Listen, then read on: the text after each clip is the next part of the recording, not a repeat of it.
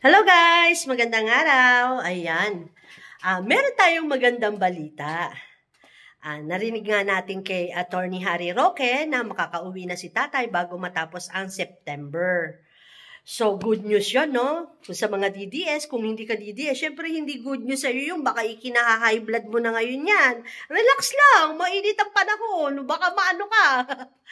At ayun na nga, no? Mas mainam naman kung makakauwi na nga si tatay kasi nga syempre, isipin na lang natin, matanda na yun.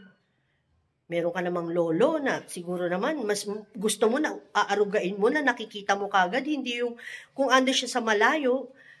Bukod sa napakalayo na, gagastos ka pa, tapos nasa ibang bansa, di ba? Mas mainam na rin siguro na nandito siya. Ngayon, ang napag-alaman natin kay Attorney Harry Roque is, alam nyo ba kung bakit mas mapapaaga ang uwi ni Tatay Digong?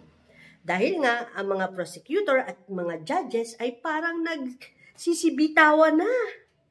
So, di ba magandang balita yun? Tsaka isa pa, kung sakali mang magkaroon ng litis-litis yan, ang tanong, kaya ba ng mga testigo yun? Kung mamaya mag-nosebleed lang sila doon pagdating doon, di ba? Ang hirap-hirap kaya mag-English. Charis.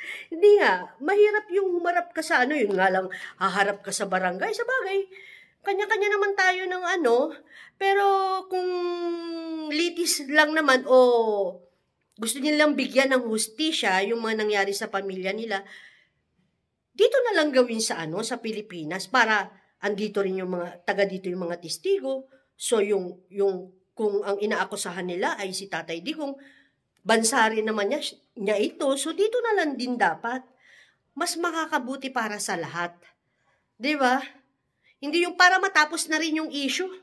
Ang dami-daming issue dahil malayo si tatay dito. Ang daming nagkagulo, ang daming nagkawatak-watak, ang daming hindi nagkasundo. So, mas mainam na makauwi na lang para matapos na talaga lahat. 'Di ba? Ang gusto lang naman ng lahat ay malaman ang totoo. Iuwi dito, litisin dito, tapos! Kasi yung iba-iba kasi ang iniisipin na pag dito hindi maaanuhan.